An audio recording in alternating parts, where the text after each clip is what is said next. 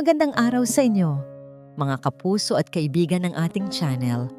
Handa na ba ang inyong mga puso para sa isang panibagong kwentong susubok sa ating pangunawa tungkol sa pag-ibig at pangungulila? Sabi nila, ang pinakamatinding kalaban ng isang pagsasama ay hindi ang mga pag-aaway, kundi ang nakabibinging katahimikan.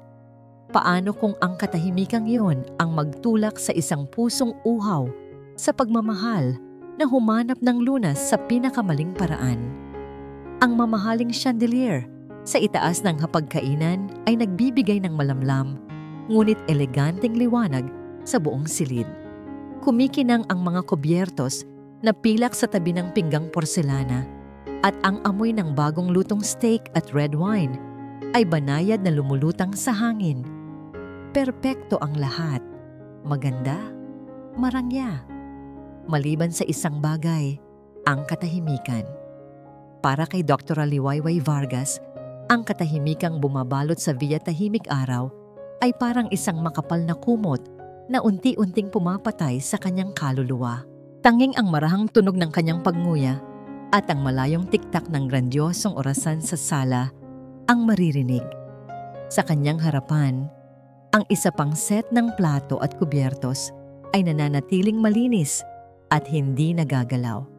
Ang upuan, gaya ng dati, ay walang laman. Muli, mag-isa siyang naghahapunan.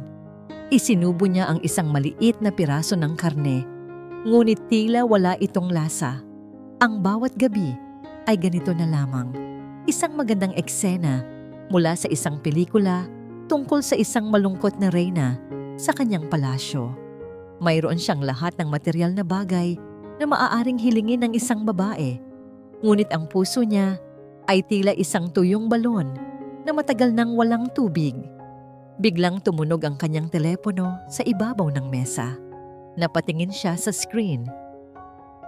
Ricardo calling. Isang maliit na kislap ng pag-asa ang sumilay sa kanyang mga mata. Sinagot niya ito agad. Pinipilit na pasiglahin ang kanyang boses. Hello, mahal. Bati niya. Liway, sagot ng boses sa kabilang linya.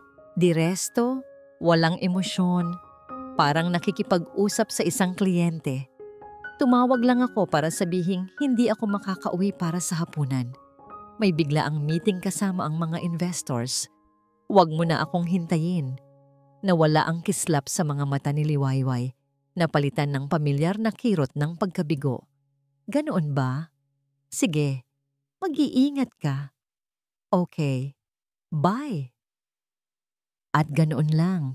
Bago pa man siya makapagsabi ng I love you, ibinaba na ni Ricardo ang tawag. Napabuntong hininga si Liwayway at ibinaba ang telepono. Hindi na siya nagulat. Sa katunayan, ito na ang inaasahan niya. Ngunit sa tuwing nangyayari ito, may kung anong bahagi pa rin sa kanya ang nasasaktan. Itinulak niya ang kanyang upuan at tumayo. Nawalan na siya ng ganang kumain. Lumabas siya patungo sa malawak na lanai na nakaharap sa hardin. Humihinga ng sariwang hangin sa gabi. Ang hardin nila ay isang obra maestra. Maingat na inalagaan. Puno ng mga mamahaling halaman at bulaklak. Ito ang tanging lugar sa bahay na nagbibigay sa kanya ng kahit kaunting kapayapaan. Habang nakatingin sa mga bulaklak, hinaplos niya ang kanyang hikaw na perlas. Isang regalo mula kay Ricardo noong kanilang unang anibersaryo. Isang alaala ng panahong puno pa ng init at pananabik ang kanilang pagsasama. Sa isang iglap, dahil sa biglaang paggalaw, nahulog ang hikaw mula sa kanyang tainga. Tumalbog sa sahig na tiles at gumulong patungo sa damuhan. Naku!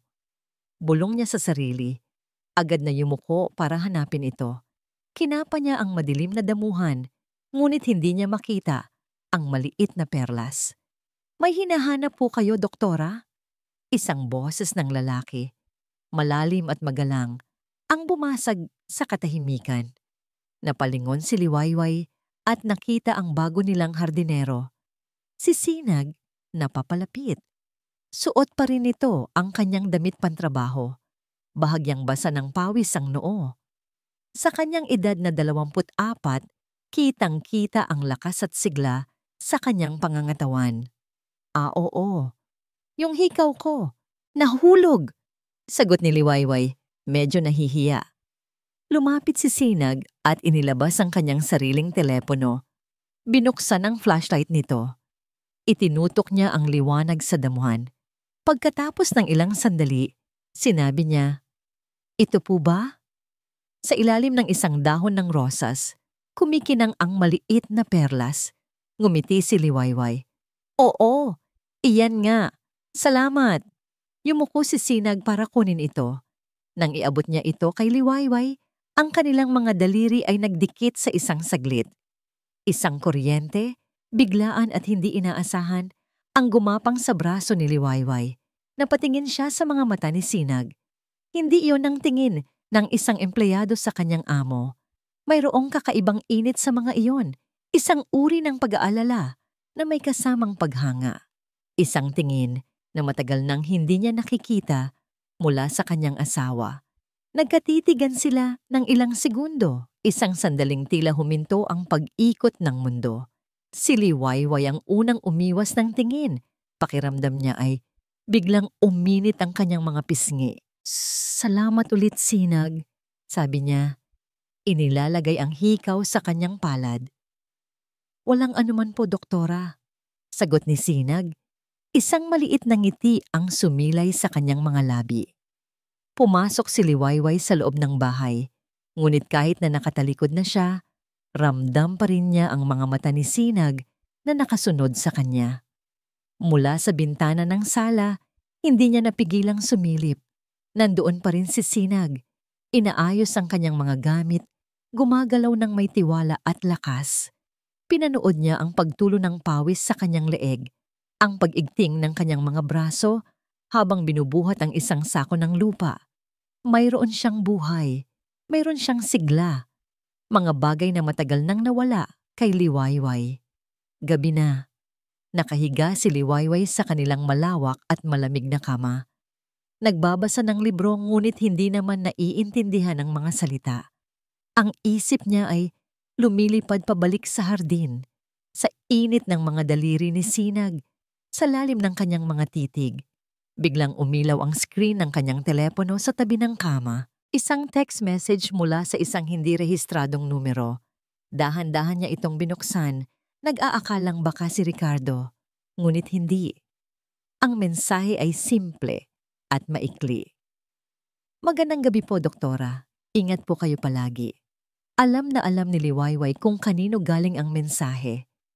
Isang hindi maipaliwanag na halo ng kaba at isang kakaibang kilig ang biglang bumuhay sa kanyang natutulog na puso. Hindi na muling nakatulog ng mahimbing si Liwayway ng gabing iyon. Ang simpleng mensahe ni Sinag ay paulit-ulit na umikot sa kanyang isipan, isang matamis na lason na gumising sa bawat himaymay ng kanyang pagkatao. Kinabukasan, habang umiinom ng kape sa almusal, isang almusal na muli niyang kinain ng mag-isa dahil maagang umalis si Ricardo. Nahuli niya ang kanyang sarili na nakangiti. Isang nangiting matagal nang hindi sumisilay sa kanyang mga labi. Isang nangiting nagbigay sa kanya ng pakiramdam ng pagkakasala. Buong umaga, hindi siya mapakali. Sinubukan niyang magbasa, manood ng balita, ngunit ang kanyang mga mata ay palaging napapatingin sa bintanang nakaharap sa hardin. Nandoon si Sinag, abala sa pag-aayos ng mga halaman. Ang bawat galaw ay puno ng layunin at lakas. Parang isang magnet na humihila sa kanya. "Kailangan kong diligan ang mga orchid," bulong niya sa sarili. Kahit alam niyang kadarating lang ng ulan kahapon. Ito ang pinakamagandang dahilan na naisip niya. Kumuha siya ng isang maliit na pandilig at lumabas. Nagkunwari siyang abala sa mga halaman, ngunit ang kanyang buong atensyon ay nasa lalaking nagpuputol ng mga tuyong sanga, ilang metro ang layo. Sa wakas, napansin siya ni Sinag. Ngumiti ito. Isang ngiting tila nagbigay liwanag sa buong paligid. "Magandang umaga po, doktora." "Magandang umaga, Sinag," sagot niya. Pinipilit na maging kalmado ang kanyang boses. Tinitingnan ko lang kung ayos lang itong mga halaman ko. Mukha naman pong masaya sila sa alaga ninyo, sabi ni Sinag, lumalapit ng kaunti. Pero mas gaganda pa po sila kung lalagyan natin ng kaunting abono. Naging simula iyon ng kanilang pag-uusap. Mula sa mga halaman, napunta ito sa mga paboritong kulay, sa mga pangarap, sa mga simpleng bagay sa buhay na nagpapasaya sa kanila. Nalaman ni Liwayway na pangarap ni Sinag na magkaroon ng sariling flower shop balang araw. At sa bawat salitang binibitawan ni Sinag, pakiramdam ni Liwayway ay lalo siyang nakikilala, lalo siyang nakikita, isang bagay na hindi na kayang ibigay ni Ricardo. Habang sila'y nag-uusap, pumutol si Sinag ng isang perpektong usbong ng puting rosas. May ingat niyang inalis ang mga tinik sa tangkay nito. Para sa inyo po, doktora, sabi niya, iniabot ang bulaklak. Bagay po sa inyo ang kulay puti, simbolo ng kadalisayan. Naramdaman ni Liwayway na uminit ang kanyang mga pisngi habang tinatanggap ang rosas. Ang kanyang mga daliri ay muling sumayad sa mga daliri ni Sinag. Ang simpleng kilos na yon ay nagpadala ng libu-libong boltahe ng kuryente sa kanyang puso. Sa salamat! Yun lang ang naisagot niya. Sa di kalayuan, mula sa bintana ng kusina, isang pares ng matang mapanuri ang nakamasid sa kanila. Si Aling Marites, ang kanilang matagal ng kasambahay at katiwala, ay nakatayo roon. Ang kanyang mga labi ay manipis na linya ng hindi pagsang-ayon. Nakita niya ang lahat. Ang pag-uusap, ang pagtawa, ang pag-abot ng bulaklak. Walang nakaligtas sa kanyang mga mata. Nang magtama ang kanilang paningin ni Liwayway, tinaasan lang siya ni Aling Marites ng kilay bago tumalikod at bumalik sa kanyang ginagawa. Biglang nakaramdam ng kaba si Liwayway. Ang matamis na sandali ay nabahiran ng takot. Ang tingin ni Aling Marites ay parang isang babala. Nang gabing iyon, hindi mapakali si Liwayway. Ang bahay ay tila mas malaki at mas malungkot. Maaga siyang tinawagan ni Ricardo para sabihing may isa na namang importanteng dinner meeting. Ang bulaklak na bigay ni Sinag ay inilagay niya sa isang maliit na florera sa kanyang kwarto. Isang lihim na paalala ng init na kanyang naramdaman kaninang umaga. Hindi niya napigilan ang sarili. Tila may sariling isip ang kanyang mga paa na nagdala sa kanya pabalik sa hardin. Madilim na at tanging ang buwan ang nagbibigay ng kaunting liwanag. Umaasa siyang makita si Sinag, ngunit para saan? Hindi niya alam. At naroon nga siya, sa isang sulok ng hardin na malapit sa lumang puno ng mangga. Nagliligpit ng kanyang mga huling gamit. Sinaynog. Tawag ni Liwayway. Ang kanyang boses ay halos isang bulong. Napalingon ito. Nagulat. Doktora, anong ginagawa niyo po rito? Gabi na. Hindi ako makatulog. Pag-amin niya. Gusto ko lang magpahangin. Nagkaroon ng ilang segundong katahimikan sa pagitan nila. Isang katahimikang puno ng mga hindi masabing salita. Lumapit si Liwayway. Hanggang sa ilang pulgada na lang ang pagitan nila. Sa dilim, mas malakas ang kanilang kamalayan sa presensya ng isa't isa. Naamoy niya ang banayad na samyo ng lupa at pawis. Mula kay Sinag, isang amoy na panlalaki at totoo. Salamat sa bulaklak kanina. Bulong niya. Wala po yon, sagot ni Sinag. Ang kanyang boses ay mas malalim sa gabi. Sana po napasaya ko kayo kahit saglit. Ginawa mo nga. Pag-amin ni Liwayway, ang kanyang puso ay kumakabog ng malakas. Hindi nila namalayan ng oras. Ang kanilang mga bulong sa dilim ay nagpatuloy. Tungkol sa kalungkutan, sa mga pangarap na hindi natupad, sa mga pusong naghahanap ng kanlungan. Sa sandaling iyon, hindi sila amo at hardinero. Sila ay dalawang kaluluwang nagkaintindihan. Ngunit bigla, click! Isang nakakasilaw na liwanag ang biglang bumuhos sa kanilang kinatatayuan. Ang ilaw sa buong hardin ay sabay-sabay na bumukas. Pareho silang napapikit at natigilan. na parang mga magnanakaw na nahuli sa akto. Kasabay ng liwanag, isang malakas at matigas na boses ang umalingaw-ngaw mula sa lanay. Doktora, nandyan po ba kayo? Hinahanap po kayo ni Sir Ricardo sa telepono. Si Aling Marites. Nakatayo ito roon. Ang kanyang anino ay mahaba at nakakatakot. Ang kanyang muka ay walang anumang emosyon. Para kay Sinag, ang bawat araw sa Villa Tahimik Araw ay isang labanan. Isang labanan sa pagitan ng puot na matagal na niyang kinikimkim at ng isang damdaming bago at mapanganib na nagsisimulang tumubo sa kanyang puso para kay Dr. Liwayway. Habang hinihila niya ang mga damo sa ilalim ng nakakapasong sikat ng araw, ang kanyang mga mata ay palihim na sumusulyap sa malaking larawan ng pamilya Vargas na nakasabit sa loob ng bahay, kitang-kita mula sa salaming bintana. Sa larawan, nakangiti si Ricardo Vargas, ang nangiti ng isang taong matagumpay, isang taong walang kaalam-alam sa mga buhay na kanyang sinira para marating ang tuktok. Ang nangiting iyon ang nagpapaalala kay Sinag kung bakit siya naririto. Ang kanyang ama, ang maliit nilang negosyo, ang lahat ng nawala sa kanila dahil sa panlalamang ng lalaking iyon. Pumasok siya sa bahay na ito na may iisang layunin, ang maghiganti. Ang sirain ang perpektong mundong binuo ni Ricardo, tulad ng pagsira nito sa kanyang pamilya. Ngunit hindi niya inaasahan si Liwayway, hindi niya inaasahan ang lungkot sa mga mata nito, hindi niya inaasahan ang init ng pagdampi ng kanilang mga daliri. Hindi niya inaasahan ang pakiramdam na, sa wakas, may isang taong nakakakita sa kanya. Hindi bilang hardinero, kundi bilang si Sinag. At ang damdaming iyon ay mas malakas pa sa kanyang galit. Naguguluhan siya. Sa tuwing nakikita niya ang paghihirap ni Liwayway, ang kanyang plano ng paghihiganti ay tila nagiging malabo. Gusto niya itong saktan dahil asawa ito ni Ricardo, ngunit kasabay noon, gusto niya itong protektahan mula sa lahat ng sakit.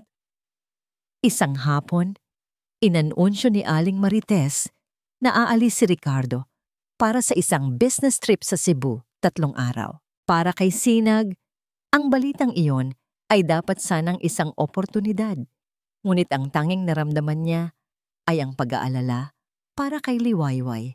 Alam niyang sa pag-alis ni Ricardo, lulubog na naman sa kalungkutan ang doktora. At hindi siya nagkamali. Sa sumunod na 2 araw, bihira niyang makita si Liwayway na lumabas. Ang bahay ay tila naging isang malaking puntod na babalot ng katahimikan. Sa 3 araw, habang tinatapos ni Sinag ang kanyang trabaho, biglang nagdilim ang kalangitan. Ang kaninang mainit na araw ay biglang napalitan ng madilim na ulap. At sa isang iglap, bumuhos ang isang malakas, walang tigil na ulan. Nagsimula siyang tumakbo patungo sa maliit na silungan sa dulo ng hardin. Ngunit bago pa siya makarating, bumukas ang sliding door ng lanay. "Sinag, pumasok ka muna. Dito ka muna magpatila." Sigaw ni Liwayway, ang kanyang boses ay nangingibabaw sa lakas ng ulan. Nag-atubili siya. Ang pagpasok sa loob ng bahay ay pagtawid sa isang linyang hindi na niya maaaring balikan. Ngunit ang pag-aalala sa boses ni Liwayway ang nagtulak sa kanya. Tumakbo siya patungo sa bahay, basang-basa. "Diyos ko, basang-basa ka," sabi ni Liwayway. Iniabutan siya ng tuwalya.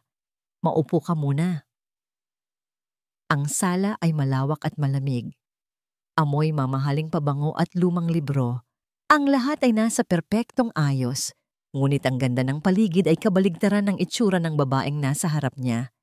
Si Liwayway ay nakasuot lamang ng simpleng pambahay na bestida. Ang kanyang buhok ay magulo at ang kanyang mga mata ay bahagyang namumugto. "Salamat po," sabi ni Sinag, pinupunasan ng kanyang buhok. Naupo sila. Ilang talampakan ang layo sa isa't isa, ngunit ang tensyon sa pagitan nila ay halos nahihipo.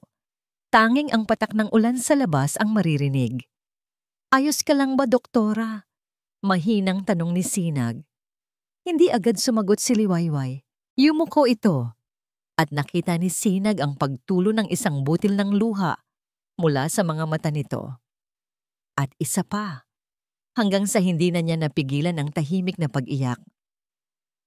Pagod na akong mag-isa, sabi nito sa gitna ng mga hikbi. Sa loob ng napakagandang bahay na ito, pakiramdam ko ay mas bilanggo pa ako sa isang kriminal. Ang mga salitang iyon ay tumusok sa puso ni Sinag. Nawala ang lahat ng kanyang pag-aalinlangan, ang kanyang galit.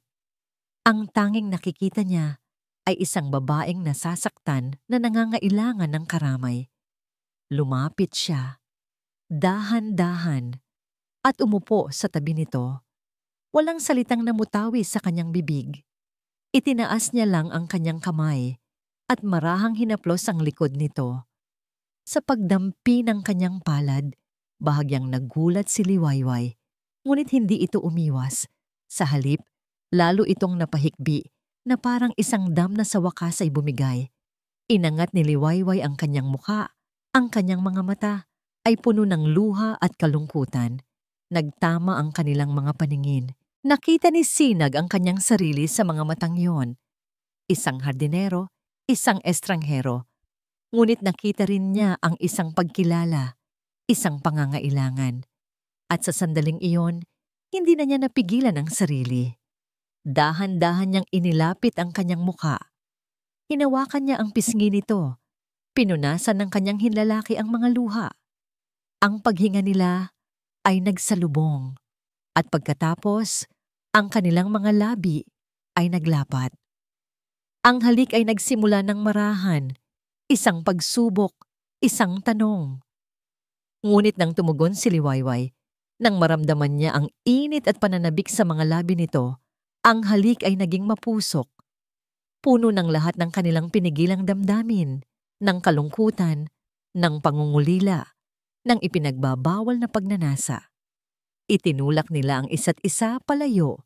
Pagkatapos ng ilang sandali, parehong humihingal, parehong gulat sa nangyari.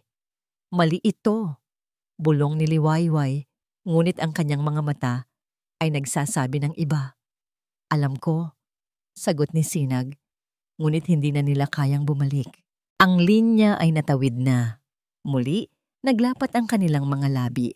At sa gabing iyon, sa ilalim ng bubong ng lalaking kanyang kinamumuhian, ang paghihiganti ni Sinag ay nalunod sa agos ng ipinagbabawal na pag-ibig.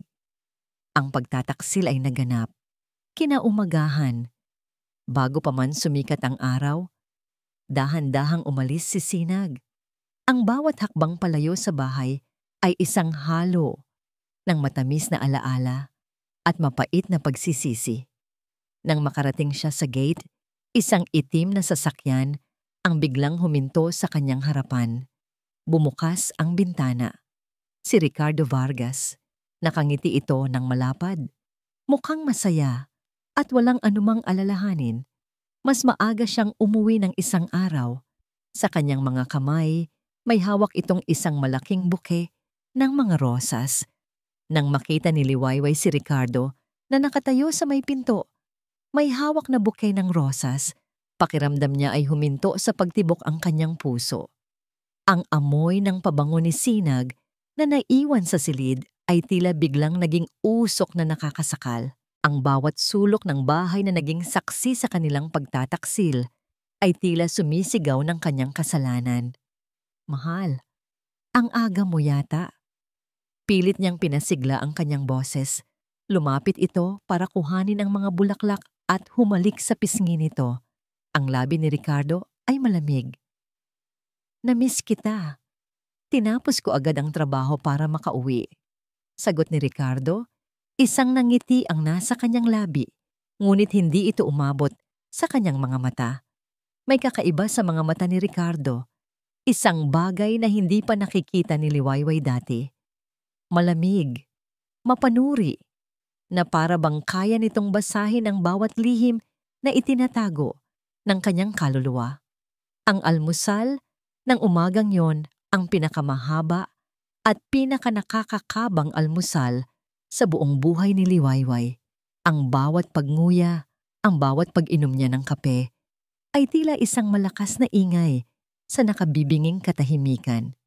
Sinubukan niyang magsimula ng usapan tungkol sa business trip nito, ngunit ang mga sagot ni Ricardo ay maikli at walang kabuhay-buhay. Ang kanyang atensyon ay tila nasa ibang lugar. "Kamusta naman ang mga araw mo dito?" Biglang tanong ni Ricardo habang hinihiwa ang kanyang pagkain. "Sana hindi ka nabagot." Hindi naman. Marami akong binasa. Nag-ayos sa hardin." Sagot ni Liwayway, umiiwas ng tingin. Ang kanyang puso ay kumakarera.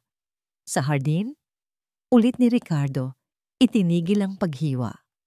"Speaking of the hardin, napansin ko kanina, nabasag pala yung paborito mong flower vase sa may lanay."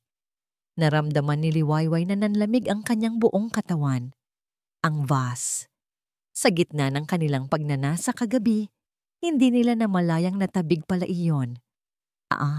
Oo, aksidente. Nadulas ako kagabi dahil sa ulan. Ako na ang may kasalanan. Tumango si Ricardo, isang mabagal na tango. "Ganoon ba? Mag-ingat ka sa susunod, baka masugatan ka pa." Ang kanyang boses ay kalmado, ngunit ang paraan ng kanyang pagtitig ay tila sinasabing, "Hindi ako naniniwala sa'yo."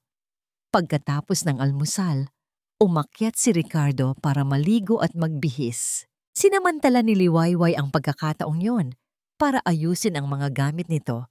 Isang desperadong pagtatangka, nagampanan ang papel ng isang mabuting asawa na para bang mabubura nito ang dumi ng kanyang kasalanan.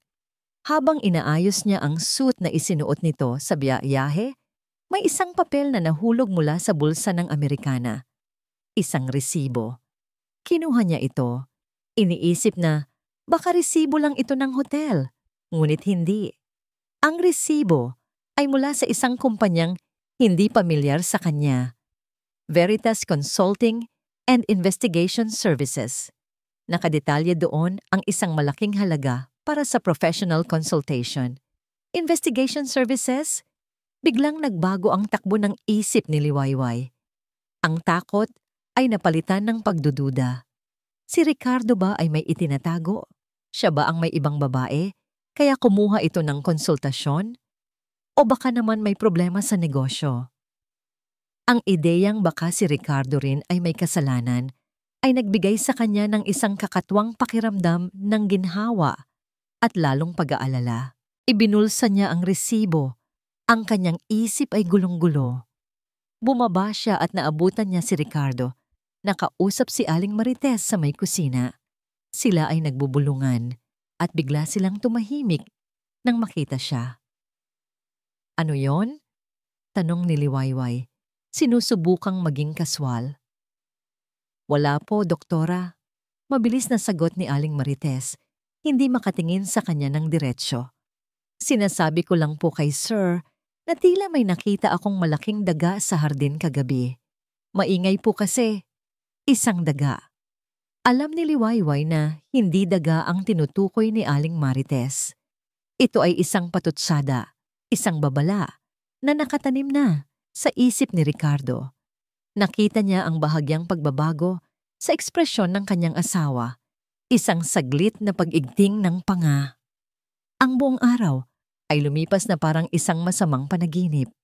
Si Liwayway ay parang naglalakad sa mga bubog, maingat sa bawat kilos, sa bawat salita. Si Ricardo naman ay tahimik lang. Nagbabasa ng dyaryo, nanonood ng TV, ngunit ramdam ni Liwayway ang kanyang mga mata na palaging nakamasid. Nang gabing iyon, habang naghahanda silang matulog, umupo si Ricardo sa gilid ng kama at pinagmasdan si Liwayway habang nagsusuklay sa harap ng salamin. "Liwayway?" Tawag niya sa pangalan nito. Ang kanyang boses ay mahinahon ngunit may bigat. Napahinto si Liwayway sa pagsusuklay at lumingon. Tinitigan siya ni Ricardo ng diretso sa mga mata. Ang kanyang tingin ay matalim, tumatagos hanggang sa kaibuturan ng kanyang kaluluwa. At sa isang boses na kalmado, ngunit puno ng yelo, sinabi niya ang mga salitang nagpatigil sa mundo ni Liwayway. Parang may nagiba sa'yo, mahal. Masaya ka ba? Ang opisina ni Ricardo Vargas ay nasa pinakatuktok ng isang gusaling gawa sa salamin at bakal. Isang testamento sa kanyang tagumpay at kapangyarihan. Dito, ang lahat ay kontrolado. Mula sa panlalamig ng aircon hanggang sa organisadong pagkakaayos ng mga papel sa kanyang mamahaling mesa. Dito, siya ang hari. Ngunit sa loob ng kahariang ito, may isang bagay na hindi niya kontrolado. Ang kanyang asawa. Isang ordinaryong brown envelope ang nakapatong sa kanyang mesa. Wala itong pangalan. Walang anumang marka. Ngunit para kay Ricardo, ang sobrang iyon ay mas mabigat pa kaysa sa lahat ng kontratang pinirmahan niyan mahin niya. Dahan-dahan niya itong binuksan, hindi gamit ang pananabik, kundi gamit ang malamig na katumpakan ng isang siruhano. Sa loob, mayroong ilang piraso ng litrato. Ang una ay kuha mula sa malayo. Si Liwayway at ang hardinerong si Sinag magkatabi sa hardin, nagtatawanan. Isang eksenang maaaring ituring na inosente. Ngunit ang paraan ng pagtawa ni Liwayway, isang tawang matagal na niyang hindi naririnig, isang tawang hindi na para sa kanya, ay parang isang sampal sa kanyang mukha. Ang pangalawang litrato ay mas malapit. Si Sinag, inaabutan ng puting rosas si Liwayway. Nakita ni Ricardo ang pamumula sa pisngi ng kanyang asawa, ang kislap sa mga mata nito. Isang kislap na para na lamang sa iba. Hindi siya sumigaw. Hindi niya ibinato ang mga gamit. Ang galit ni Ricardo Vargas ay hindi maingay. Ito ay malamig at tahimik. Naramdaman niya ang pag-igting ng kanyang panga at ang pagkuyom ng kanyang kamao sa ilalim ng mesa. Ito pa lang ang simula. Ngunit sapat na ito. Naalala niya kung paano nagsimula ang lahat. Isang linggo bago ang kanyang business trip, pumasok siya sa kusina at naabutan si Aling Marites na tila balisa. "Sir Ricardo?" sabi nito, nag-aatubili. "Pasensya na po sa abala, pero may napapansin lang po ako." "Ano yon, manang?" tanong niya habang nagtitimpla ng kape. "Si doktora po kasi. Nitong mga nakaraang araw, tila nagkakaroon na po yata ng bagong sigla." Maingat na sabi ng matanda. Lagi na pong nasa hardin. At masaya po siyang nakikipag-usap. Lalo na kapag nandyan yung bagong hardinero. Noong una, binaliwala niya ito. Si Liwayway ay palaging malungkot. Kung ang paghahardin ang nagpapasaya dito, ano ang masama roon? Ngunit ang mga salita ni Aling Marites ay parang isang buto na itinanim sa kanyang isipan. Isang buto ng pagdududa. Ang hardinero. Isang bata, malakas, at palaging nandyan. Samantalang siya, palaging wala, palaging abala. Ang kanyang pride ay nasugatan. Siya, na nagbibigay ng lahat ng luho sa mundo para kay Liwayway, ay ipagpapalit ba nito sa atensyon ng isang hamak na hardinero? Kinabukasan, tumawag siya sa Veritas Consulting and Investigation Services. Ngayon, habang tinititigan ang mga litrato, alam niyang tama ang kanyang hinala. Ngunit hindi pa ito sapat. Ang mga ito ay circumstantial. Maaari pa ring itanggi ni Liwayway. At gusto ni Ricardo ng isang bagay na hindi na maitatanggi. Isang bagay na wawasak sa lahat ng kasinungalingan. Kinuha niya ang kanyang telepono at tinawagan ng investigador. "Ricardo Vargas here," malamig niyang sabi. "Nakita ko na ang mga litrato. Magaling, pero kulang pa ito." "Ano po ang kailangan ninyo, sir?" tanong ng boses sa kabilang linya.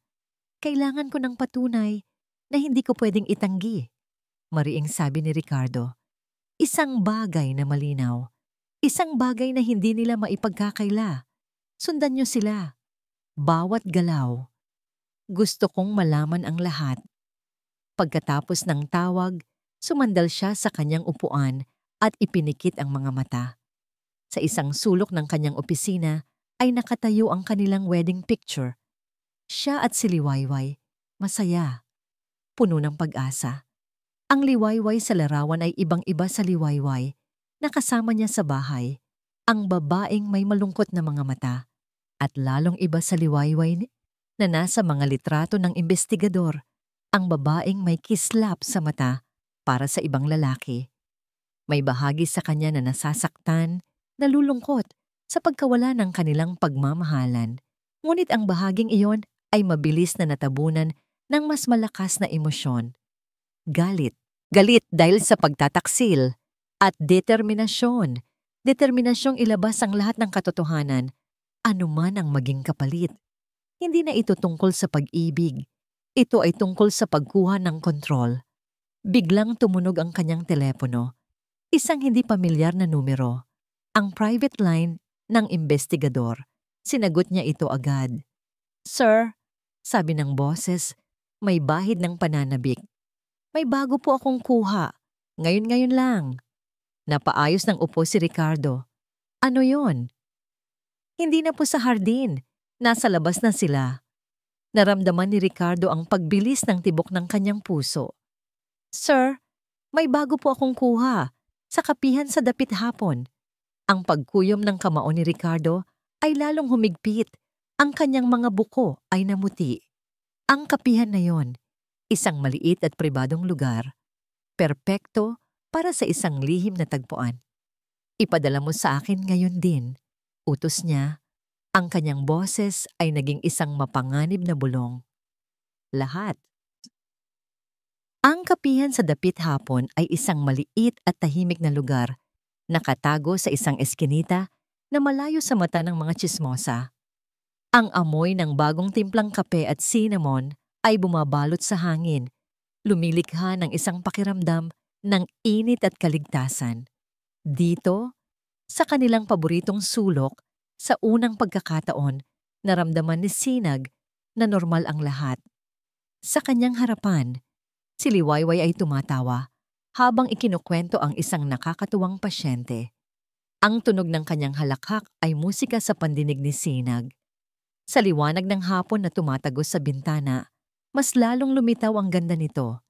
Isang gandang hindi nababagay sa kalungkutang madalas makita sa kanyang mga mata. Habang pinagmamasdan niya ito, isang mainit na damdamin ang kumalat sa dibdib ni Sinag. Pag-ibig. Totoong pag-ibig. Hindi na ito bahagi ng plano. Hindi na ito isang laro. Ang babaeng nasa harap niya ay hindi na lang asawa ni Ricardo Vargas. Siya na si Liwayway. Ang kanyang Liwayway.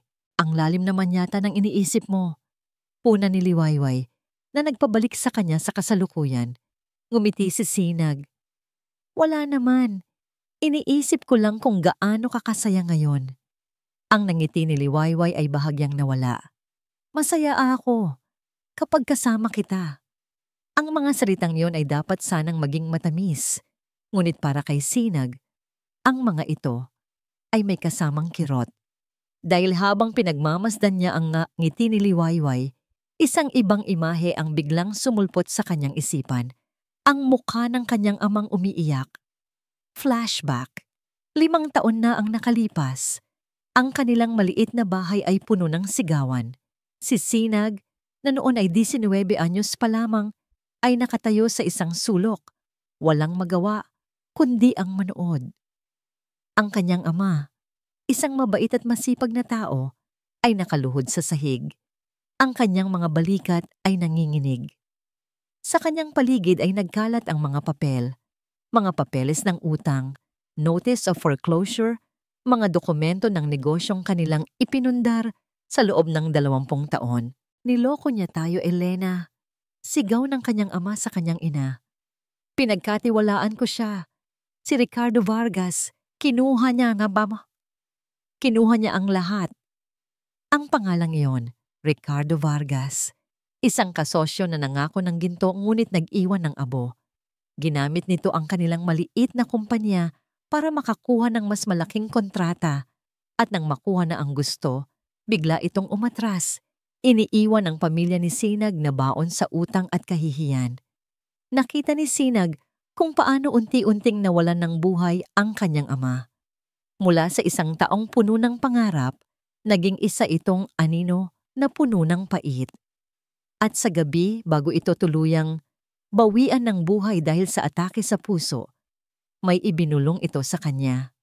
Huwag mong hayaang may iba pang maloko ang taong yon, anak.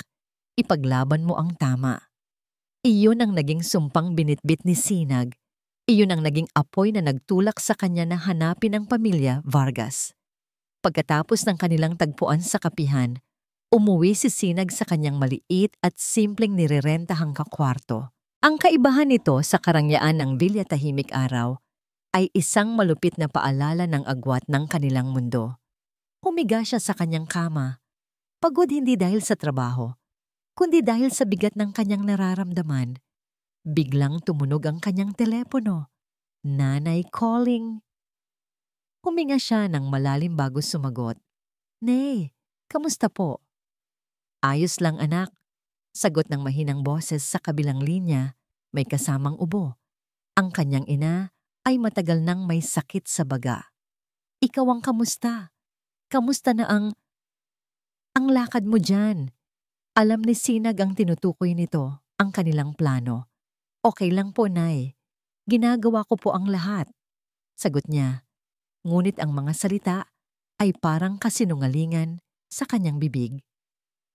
"Mabuti naman, anak," sabi ng kanyang ina. "Huwag mong kalimutan ang ginawa niya sa papa mo. Ang hustisya para sa kanya ang tanging magpapagaling sa akin." Ang bawat salita ay parang isang karayom na tumutusok sa kanyang konsensya. Pagkatapos ng tawag, tumayo si Sinag at humarap sa basag na salamin sa kanyang dingding. Tinitigan niya ang sariling refleksyon. Ang lalaking nakatingin pabalik ay pagod at gulong-gulo. Sino ka ba talaga? Ang tagapaghiganti na anak? O ang lalaking umiibig sa asawa ng kanyang kaaway? Maaari ba siyang maging pareho? Habang siya ay nakatitig sa salamin, biglang umilaw ang screen ng kanyang telepono. Isang mensahe. Mula kay Liwayway. Nanginginig ang kanyang mga kamay habang binubuksan ito. Ang mensahe ay simple lang, 3 salita na bumasak sa natitira pa niyang depensa. "Miss na kita." Napatingin si Sinag sa mensahe at pagkatapos ay sa kanyang refleksyon sa salamin. Isang butil ng luha ang pumatak mula sa kanyang mga mata, gumulong sa kanyang pisngi. Isang luhang hindi para sa galit, hindi para sa paghihiganti, kundi para sa isang pag-ibig na alam niyang sisira sa kanya. Ang hapunan ng gabing iyon ay inihanda ng may masusing pag-iingat. Kandila, alak, at ang paboritong pagkain ni Liwayway. Mula sa labas, ito ay larawan ng isang perpektong gabi para sa isang mag-asawa. Ngunit para kay Liwayway, ang bawat kislap ng kandila ay tila anino ng isang panganib, at ang bawat patak ng alak ay may lasa ng lason. Ilang araw na siyang parang naglalakad sa manipis na yelo. Ang tanong ni Ricardo, "Masaya ka ba?" ay nanatiling nakabitin sa hangin. Isang hindi nakikitang espada sa ibabaw ng kanyang ulo. Mula noon, si Ricardo ay naging sobrang bait, sobrang atentibo. Isang kabaitang mas nakakatakot pa kaysa sa anumang sigaw o galit. "Kumusta ang araw mo sa klinika, mahal?" tanong ni Ricardo. Ang kanyang boses ay kalmado habang hinihiwa ang steak. "Aayos lang naman. Gaya ng dati," sagot ni Liwayway. Pinipilit na huwag mautal. Ang pagkain sa kanyang plato ay tila hindi niya malunok. Pakiramdam niya ay isang hayop na nasukol, naghihintay sa pag-atake ng predator. Ngumiti si Ricardo, isang nangiting hindi umaabot sa kanyang mga mata. "Alam mo, Liwayway, kanina, habang nasa opisina ako, may naisip ako. Naisip ko ang hardin natin." Biglang kumabog ng malakas ang dibdib ni Liwayway. Ang hardin. Ang kanilang hardin. Napakaganda ng hardin na yon, hindi ba? Pagpapatuloy ni Ricardo, tila nagkukwento lang. "Inalagaan ko. Binigyan ko ng lahat ng kailangan. Pinakamagandang pataba, sapat na tubig, proteksyon mula sa mga peste.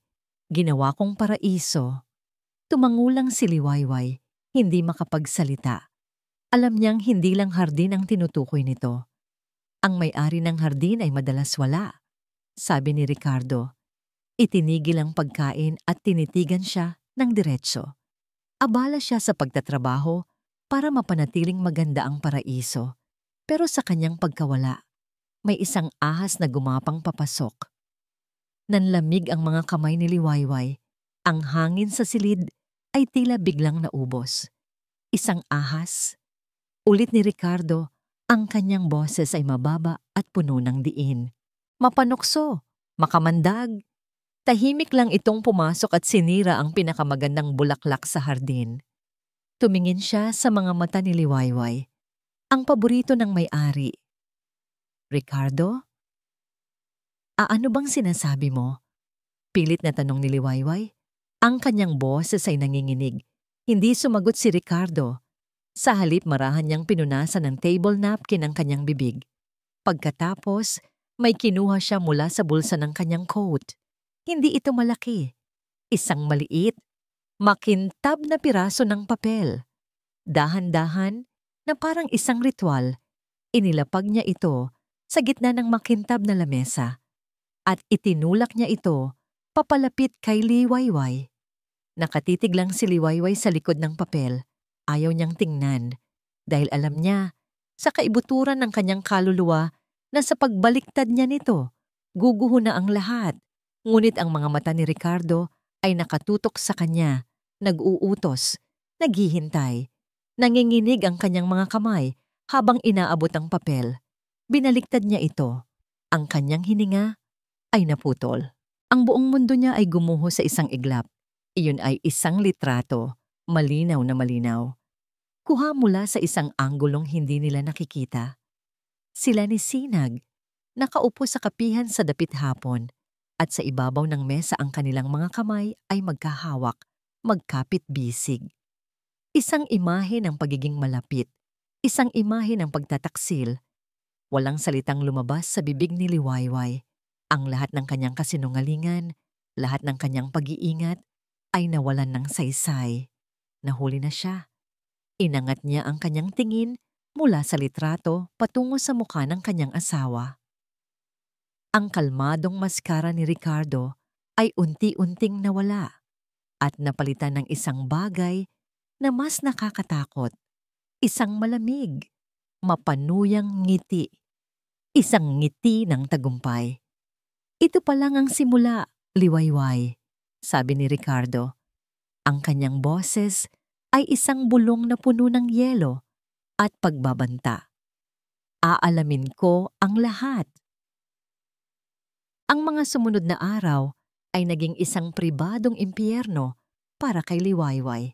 Ang Villa Tahimik Araw, na dati niyang itinuring na isang magandang kulungan, ay naging isang tunay na bilangguan.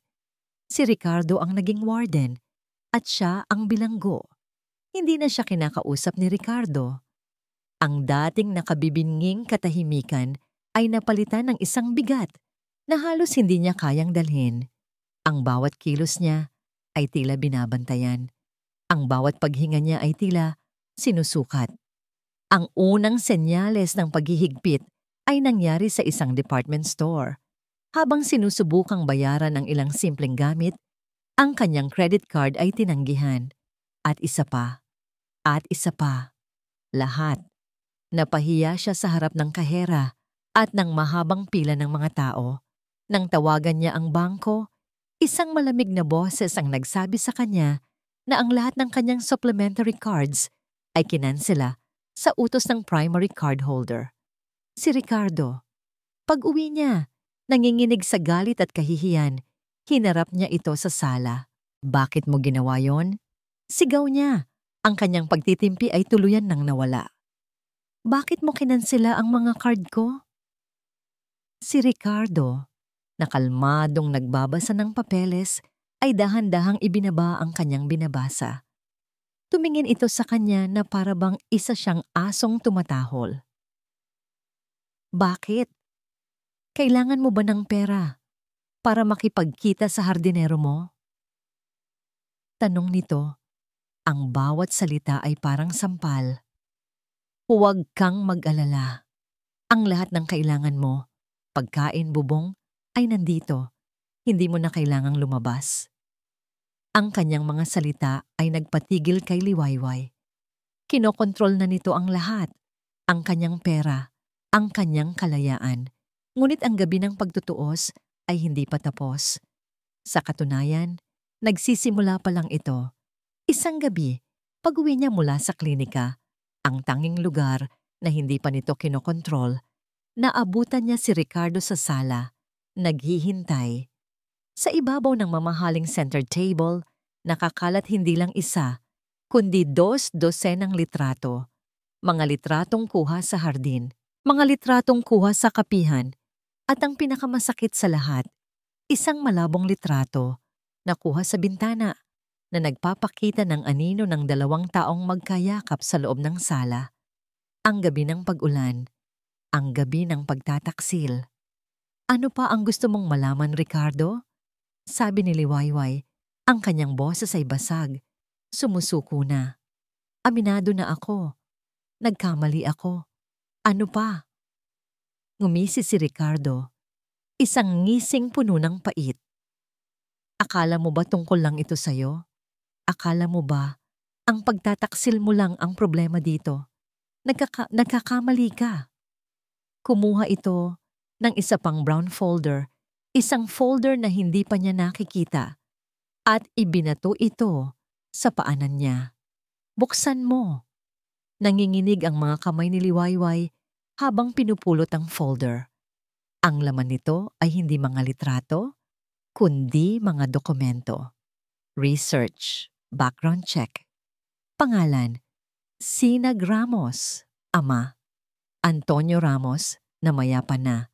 Dating negosyo, AR Construction Supplies. At pagkatapos ay ang mga detalye ng negosyo. Ang pangalan ng naging kasosyo nito, Vargas Holdings Inc. Ang lahat ay biglang nag-ugnay-ugnay sa isipan ni Liwayway. Ang mga kwento ni Sinag tungkol sa kanyang ama.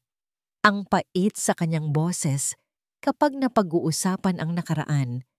Ang lahat ay kasinungalingan.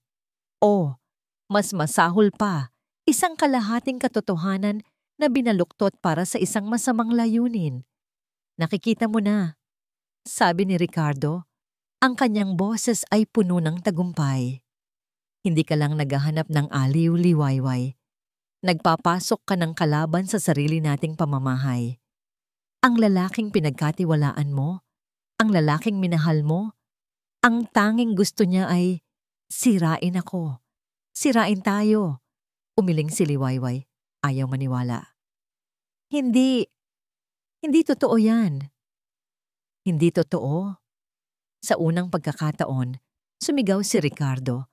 Ang kanyang boses ay umalingaw-ngaw sa buong bahay. Ang kanyang kalmadong maskara ay tuluyan ng nabasag. Inilalantad ang galit at sakit na matagal na niyang itinatago. Minahal mo ang anak ng taong gusto akong sirain. At ginamit mo ang pamamahay ko para gawin yon. Ang bawat salita ay parang isang punyal na sumasaksak sa puso ni Liwayway. Ang kanyang pagtataksil ay mas malala pa pala kaysa sa inaakala niya. Hindi lang siya naging masamang asawa, naging isang tanga siya. Isang instrumento sa paghihiganti ng ibang tao. Wala nang natira sa kanya. Ang pagmamahal na inakala niyang totoo ay binuo pala sa kasinungalingan. Ang asawang kanyang niloko ay may hawak na ngayong kapangyarihan para wasakin siya ng tuluyan. Ang bahay na dati niyang tahanan ay isa ng korte kung saan siya na ang nahatulan. Napatitig siya sa mga litrato at dokumento na nagkalat sa sahig. Ang ebidensya ng kanyang pagkawasak. Itinaas niya ang kanyang mga matang puno ng luha at tumingin kay Ricardo, naghahanap ng kahit kaunting awa. Ngunit ang nakita niya ay isang mukhang bato, isang desisyong hindi na mababali. Lumapit si Ricardo, hindi para alalayan siya, kundi para magbigay ng kanyang huling hatol. Umalis ka sa pamamahay ko, sabi nito. Ang bawat salita ay matigas at walang emosyon. Ngayon din. Ang tanging dala ni Liwayway ay ang kanyang purse at ang teleponong malapit ng maubusan ng baterya. Walang damit, walang pera, walang direksyon. Ang bawat hakbang niya palayo sa Villa Tahimik Araw ay isang hakbang patungo sa kawalan. Ang malamig na hangin ng gabi ay dumadampi sa kanyang pisngi, ngunit hindi nito kayang palamigin ang apoy ng galit at kahihiyan na nag-aalab sa kanyang dibdib. Isa lang ang pangalan sa kanyang isip. Isa lang ang taong kailangan niyang makita. Sinag. Sumakay siya ng taxi. Ibinigay ang address ng tinutuluyan ni Sinag. Isang address na minsan nitong nabanggit sa isa sa kanilang mga inosenteng pag-uusap. Ang biyahe ay tila walang katapusan. Ang bawat ilaw ng poste na kanilang nadadaanan ay nagpapakita ng kanyang itsura sa salamin. Isang babaeng wasak. Ang kanyang mamahaling bestida ay lukot. Ang kanyang makeup ay kumalat dahil sa mga luhang hindi na niya mapigilan. Ang lugar ni Sinag ay nasa isang makitid na eskinita, sa isang lumang gusali ng apartment na amoy luma at mamasa-masa. Napakalayo sa mundo niya. Sa mundo nila ni Ricardo, kinatok niya ang pinto, hindi mahina, kundi gamit ang lahat ng natitira niyang lakas. Isang kalabog na puno ng desperasyon. Nang bumukas ang pinto, ang mukha ni Sinag na puno ng pag-aalala ang sumalubong sa kanya. Ngunit ang pag-aalalang iyon ay mabilis na napalitan ng pagkabigla nang makita ang kanyang itsura. Liwayway?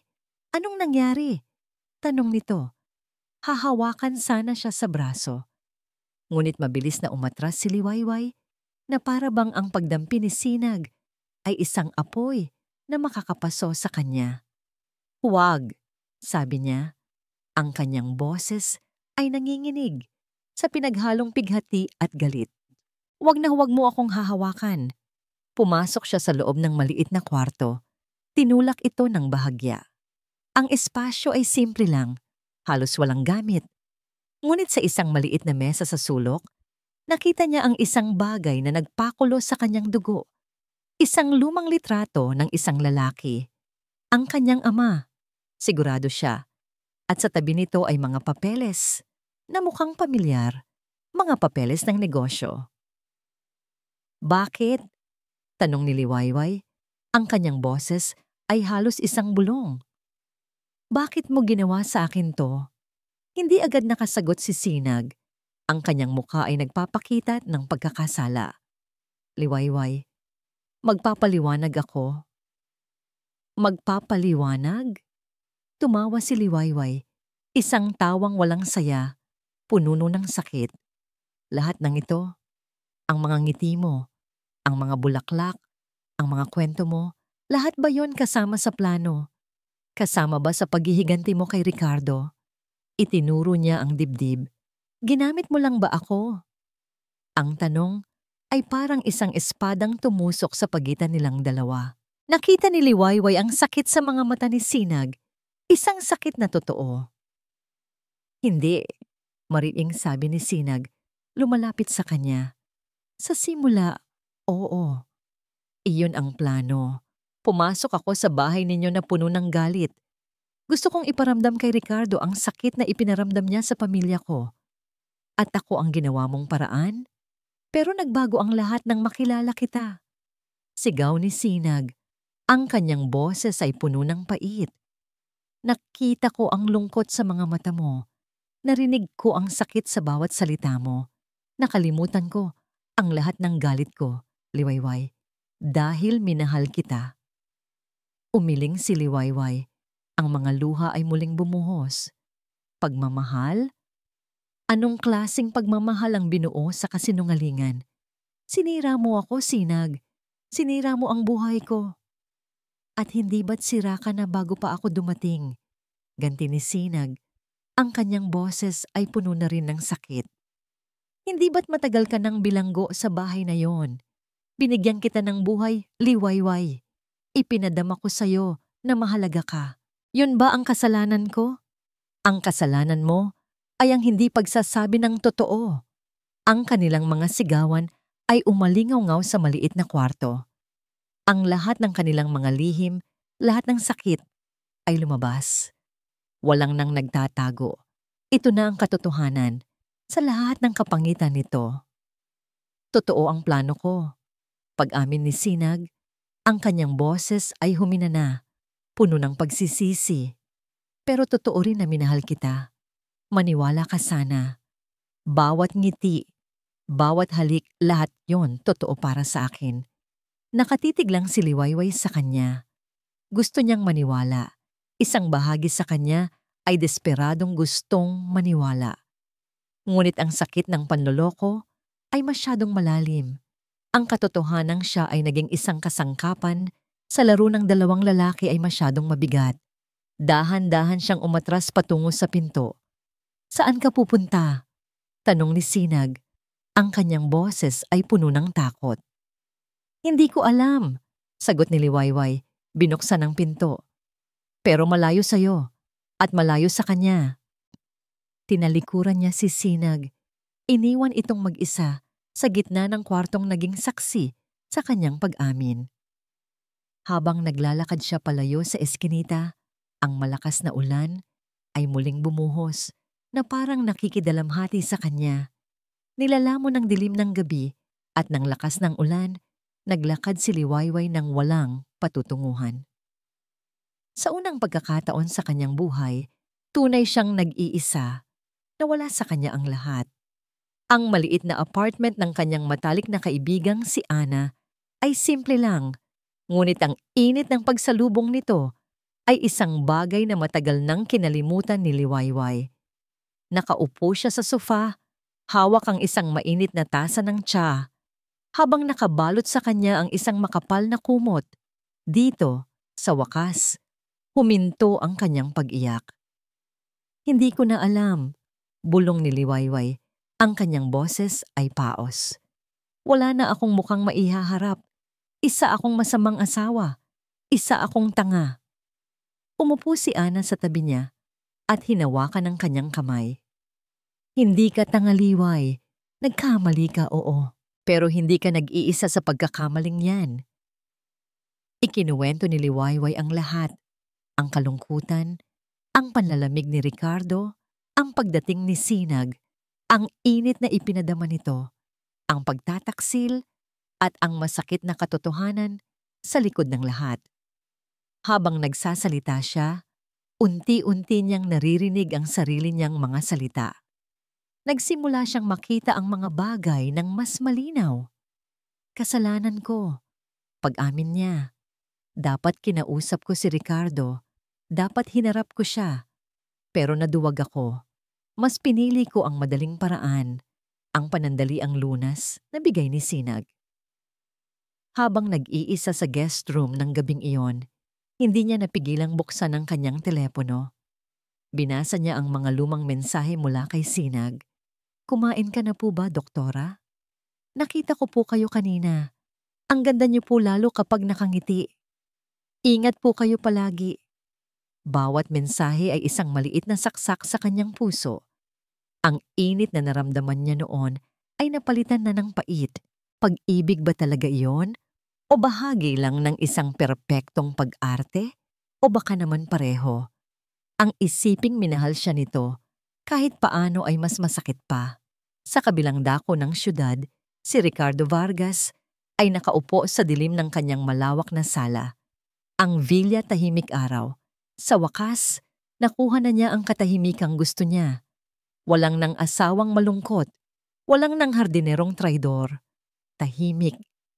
Ngunit ang katahimikan ay hindi pala kapayapaan. Ito ay isang malaking espasyong walang laman. At ang bawat sulok nito ay sumisigaw sa pangalan ni Liwayway. Nanalo siya. Nailabas niya ang lahat ng katotohanan. Napatunayan niyang siya ang tama. Ngunit bakit pakiramdam niya ay siya ang talo? Ang kanyang tagumpay ay may lasa ng abo. Kinabukasan, habang nagmamaneho patungo sa isang meeting, dinaanan niya ang dating klinika ni Liwayway.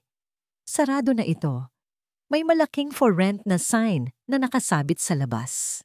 Ipinasara niya ito noon dahil gusto niyang maging reyna lang si Liwayway sa kanyang bahay. Ngayon, naunawaan niya. Hindi lang isang klinika ang kinuha niya sa kanya. Kinuha niya ang kanyang pangarap, ang kanyang pagkatao. Umuwi siya ng maaga. Walang sumalubong sa kanya. Pumanik siya sa kanilang kwarto. Ang kama ay napakalawak, napakalamig. Binuksan niya ang walk-in closet. Ang mga damit, sapatos, at bag ni Liwayway ay nandoon pa rin, nakaayos ng perpekto. Ngunit wala na ang babaeng nagmamay-ari sa mga ito. Sa side table, nakita niya ang isang lumang photo album. Binuksan niya ito. Ang kanilang mga litrato noong sila'y nagsisimula pa lang. Mga ngiting totoo, mga matang puno ng pag-ibig. Naalala niya ang Liwayway na kanyang niligawan. Isang babaeng masayahin, puno ng pangarap, palatawa. Saan nagpunta ang babaeng iyon? At sa unang pagkakataon, sa gitna ng katahimikan ng kanyang tagumpay, tinanong ni Ricardo ang sarili. Sino ang pumatay sa kanya? Hindi lang pala si Sinag ang ahas sa paraiso. Baka siya rin. Siya, sa kanyang pagwawalang bahala. Sa kanyang paniniwalang sapat na ang pera at karangyaan. Siya, sa kanyang katahimikan, ang siyang unang nagtanim ng lason. Pagkatapos ng 2 araw na pagninilay-nilay, tumayo si Liwayway mula sa kama. Mayroon ng determinasyon sa kanyang mga mata. Hindi na ito ang babaeng wasak na dumating sa pinto ni Ana. Kinuha niya ang kanyang telepono. Tinitigan niya ang pangalan ni Ricardo sa kanyang contacts. Anong gagawin mo? Tanong ni Ana, nakatayo sa may pinto. Huminga ng malalim si Liwayway. Kailangan ko siyang kausapin. Isang huling beses. Para ano? Para humingi ng tawad? Umiling si Liwayway. Isang maliit. Ngunit matatag na ngiti ang sumilay sa kanyang mga labi. Hindi. Hindi para magmakaawa. Tumingin siya sa kanyang kaibigan. Ang kanyang mga mata ay malinaw na ngayon. Kundi para sabihin ang katotohanan mula sa panig ko. Ang kapihang pinili ni Liwayway ay isang lugar na pareho nilang hindi pa napupuntahan. Isang lugar na walang alaala, walang multo ng nakaraan, neutral, tahimik. Ang tanging maririnig ay ang mahinang tunog ng mga tasa at ang jazz music na tumutugtog sa background. Nauna siyang dumating nang pumasok si Ricardo sa unang pagkakataon sa loob ng maraming taon. Nakita niya ito hindi bilang isang makapangyarihang negosyante, kundi bilang isang lalaking pagod na tila pasan ang bigat ng buong mundo sa kanyang mga balikat. Umupo ito sa kanyang harapan. Sa loob ng ilang minuto, walang nagsalita. Tanging ang pag-order nila ng kape ang bumasag sa kanilang katahimikan. Si Liwayway ang unang nagsalita. Ang kanyang boses ay kalmado. Walang bakas ng galit o pagmamakaawa. Ito ang boses ng isang taong tanggap na ang lahat. Inaamin ko, Ricardo. Simula niya, tinititigan ito ng diretso sa mga mata. Nagkasala ako. Walang anumang dahilan ang makapagpapabago sa katotohanang nagtaksil ako sa'yo. At habang buhay kong pagsisisihan yon. Nakita niya ang bahagyang pagkagulat sa mukha ni Ricardo. Tila hindi ito ang inaasahan niyang marinig. Naghintay lang ito, hindi nagsasalita. Hinahayaan siyang magpatuloy. Pero gusto kong malaman mo kung bakit. Pagpapatuloy ni Liwayway. Huminga siya ng malalim. Inipon ang lahat ng sakit at kalungkutang matagal niyang kinimkim. Nagkasala ako. Pero matagal na akong namatay sa loob ng bahay na bago ko pa siya nakilala. Sa unang pagkakataon, nakita ni Liwayway ang isang emosyon na dumaan sa mga mata ni Ricardo. Sakit. Naging asawa mo ako, Ricardo. Pero kailanman, hindi mo ako naging kasama. Naging isa lang akong magandang palamuti sa perpekto mong bahay. Isang magandang larawan sa tabi mo kapag may mga business party. Binigyan mo ako ng lahat ng bagay na nabibili ng pera, pero ipinagkait mo sa akin ang kaisa-isang bagay na hindi. ang sarili mo. Ang kanyang mga salita ay hindi pa sigaw, ngunit ang bawat isa ay may bigat at katotohanan. Alam mo ba kung ano ang naramdaman ko noong sinabi sa akin ni Sinag na maganda ang ngiti ko? Nagulat ako dahil nakalimutan ko na kung paano ngumiti. Alam mo ba kung ano ang naramdaman ko noong kinausap niya ako tungkol sa mga pangarap niya? Nakinig ako dahil sa loob ng 5 taon, walang nakinig sa akin. Ang katahimikan sa bahay natin, Ricardo, yun ang pumatay sa akin. Si Sinag, siya lang ang naging panandaliang lunas sa isang matagal ng sakit. Natapos siyang magsalita. Walang luhang pumatak. Nasabi na niya ang lahat. Si Ricardo ay nanatiling tahimik. Nakayuko ito. Nakatitig sa kanyang tasa ng kape na hindi naman niya ginagalaw. Hindi ito sumigaw. Hindi ito nangatwiran. Sa unang pagkakataon, nakinig ito. Talagang nakinig. Habang sila'y nasa gitna ng mabigat na katahimikan, nag-vibrate ang telepono ni Liwayway. Isang mensahe mula kay Ana. May nag-iwan nito para sa'yo sa baba.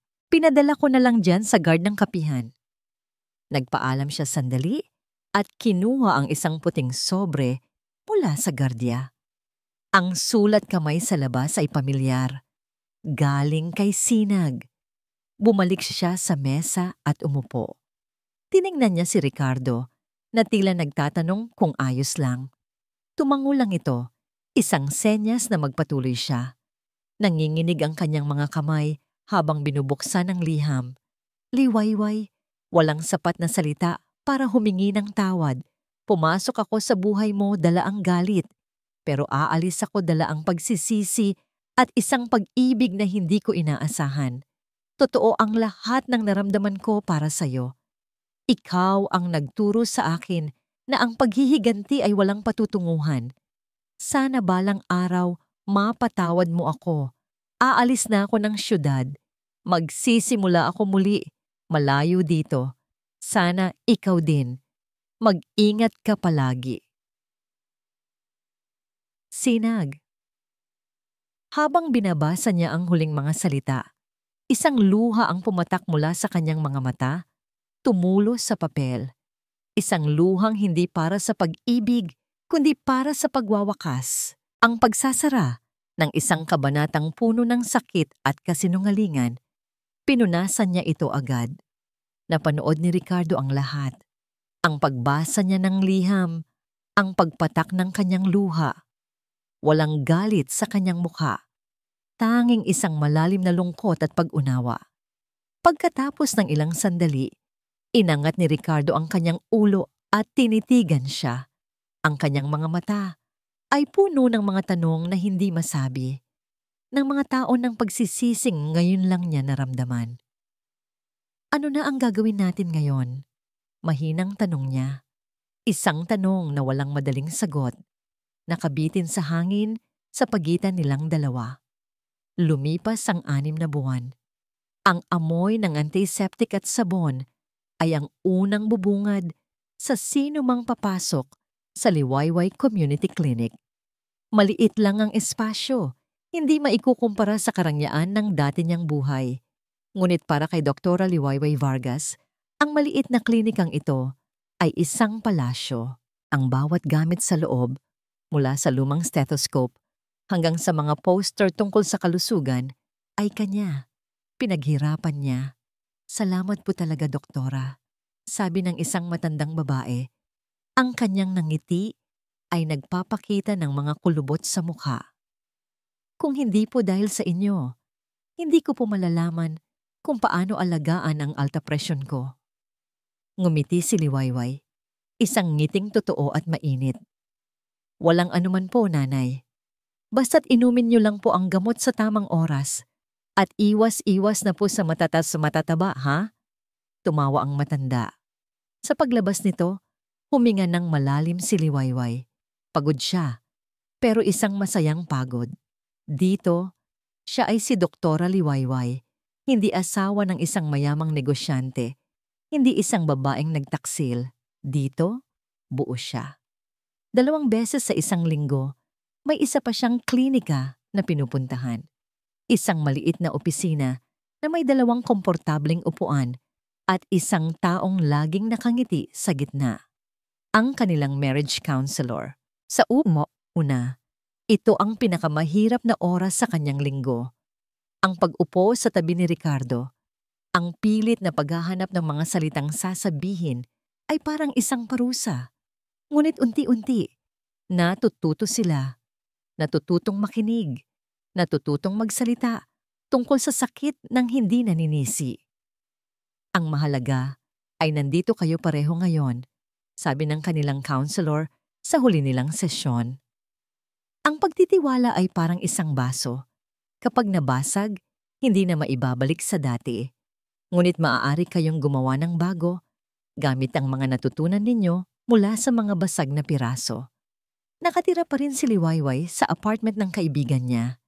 Hindi pa sila handa.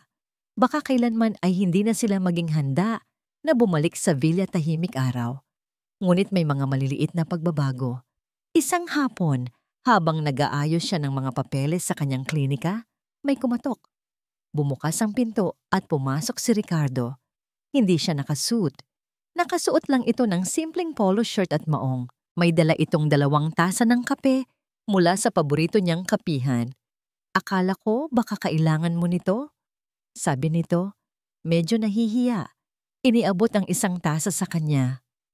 Kinuha ito ni Liwayway. Ang kanilang mga daliri ay bahagyang nagdikit. Wala na ang kuryente ng pagnanasa na naramdaman niya kay Sinag. Ang naramdaman niya ay isang bagay na mas tahimik, mas pamilyar. Isang bakas ng init. Salamat, sabi niya. Naupo ito sa upuang para sa mga pasyente at pinanood siya habang nagtatrabaho. Hindi ito nagsalita. Nagmasid lang. Ngunit ang kanyang presensya ay hindi na nakakasakal. Ito ay isang presensyang tahimik. Isang presensyang nagsasabing, nandito ako. Nang gabing iyon, nagkita sila para maghapunan sa isang simpleng restaurant. Walang kandila, walang mamahaling alak. Tanging sila at ang kanilang usapan. Nagkwento si Liwayway tungkol sa kanyang mga pasyente. Nagkwento si Ricardo tungkol sa isang bagong proyekto. Ngunit sa pagkakataong ito, hindi tungkol sa pera, kundi tungkol sa mga taong natutulungan nito. Nagsasalita sila, nagtatawanan, nagkikinig. Ang mga sugat ay naroon pa rin. Ang mga peklat ng pagtataksil at ng maraming taon ng panlalamig ay malalim. Ang pagtitiwala ay isang bridge na unti-unti pa lang nilang muling itinatayo. Piyesa bawat piyesa. Sa pagtatapos ng gabi, habang nakaupo sila sa harap ng isa't isa, tinitigan ni Ricardo si Liwayway. Ang kanyang mga mata ay wala ng lamig o galit. Ang nandoon ay isang halo ng pagsisisi at isang bagong kislap ng pag-asa. Isang maliit na ngiti ang sumilay sa mga labi ni Ricardo. Isang nangiting totoo at walang pagkukunwari. Ang unang tunay na ngiti na nakita ni Liwayway sa kanya sa loob ng napakatagal na panahon. Subukan nating ulit? Mahina niyang tanong. Hindi agad sumagot si Liwayway. Tinitigan niya ang lalaking nasa kanyang harapan. Ang lalaking minahal niya, ang lalaking sumugat sa kanya, at ang lalaking kasama niyang natututong maghilom. Dahan-dahan isang maliit na ngiti rin ang sumilay sa kanyang mga labi. Isang nangiting hindi nagsasabi ng oo, ngunit hindi rin nagsasabi ng hindi. Isang nangiting puno ng lahat ng posibilidad na dala ng isang bagong umaga. At dito po nagtatapos ang kwento ni Liwayway, Ricardo at Sinag. Isang kwentong nagpapaalala sa atin na ang pag-ibig ay hindi laging perpekto. Ito ay isang hardin na kailangang alagaan, diligan ng komunikasyon at bungkalin ng pag-unawa araw-araw. Ipinakita nito na ang pinakamatinding lason sa isang relasyon ay hindi ang mga pag-aaway, kundi ang katahimikang nag-iiwan ng espasyo para sa pagdududa at pangungulila. At sa huli, ang tunay na pagpapatawad sa iba at sa ating sarili ang siyang tanging susi para muling buksan ang puso sa isang bagong liwayway. Maraming salamat po, mga minamahal naming tagapakinig, sa pagsama ninyo sa amin sa bawat kabanata ng kwentong ito. Naway mayroon kayong napulot na aral at inspirasyon.